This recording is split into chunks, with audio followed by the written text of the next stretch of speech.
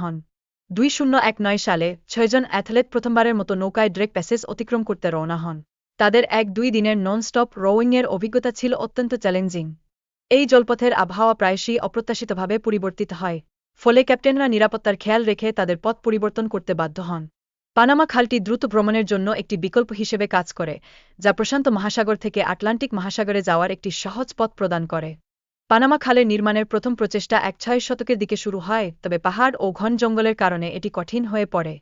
ফ্রান্সের প্রচেষ্টা ব্যর্থ হওয়ার পর মার্কিন যুক্তরাষ্ট্র 1914 সালে এই প্রকল্পটি সম্পন্ন করে, যার খরচ ছিল $375 মিলিয়ন। নদীটির তীরে বসবাসকারী 300 মিলিয়নেরও বেশি মানুষের জন্য এটি একটি গুরুত্বপূর্ণ জলপথ, কিন্তু এখানে ব্রিজের অভাব রয়েছে। শুকনো মৌসুমে নদীটি সাধারণত 2 থেকে 6 মিটার প্রশস্ত থাকে, তবে বর্ষা মৌসুমে এটি 300 মিটার পর্যন্ত প্রসারিত হয়। নদীর তীরে নরম মাটি এবং মৌসুমি পরিবর্তনগুলি প্রকল্পটিকে আরও জটিল করে তোলে, তাই একটি ইউনিক প্রকল্পের প্রয়োজন।